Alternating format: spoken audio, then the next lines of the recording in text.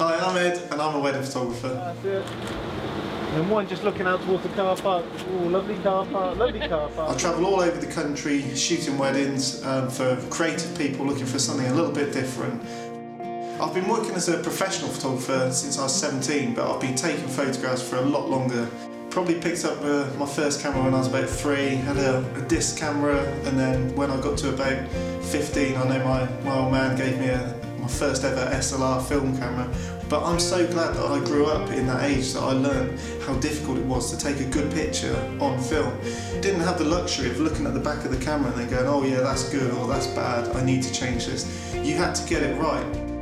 A lot of my mates didn't like being photographed, so I'd end up photographing landscapes or candids on the street. I think that's what kind of got me into photographing a reportage, candid kind of way that I shoot still today, and especially so in my wedding photography nowadays.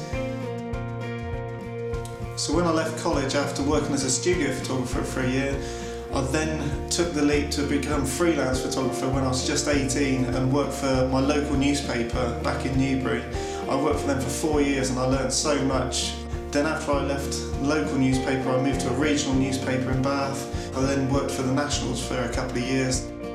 Probably the biggest thing I got from being a press photographer was learning to interact with people before I took a photograph. I think it's very important to get to know your subject. Before you even get the camera out of the bag, before you put a lens on, getting ready to take a photograph, you have to get to know your subject. Sit down, have a cup of tea, a cup of coffee, get to know them. They need to have trust in you before you can get the best out of them. 8 out of 10 people don't like having their pictures taken. I'm kind of one of them, and as soon as the camera's put in front of my face, I need to be relaxed to trust somebody to take a photograph with me, so I'm totally savvy to the fact that that's the same with people that I photograph.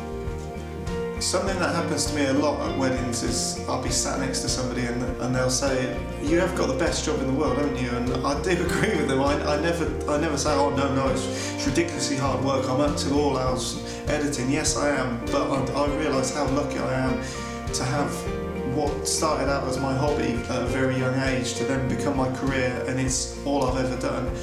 I've never had a job doing anything else other than being a photographer, and I couldn't imagine doing anything else.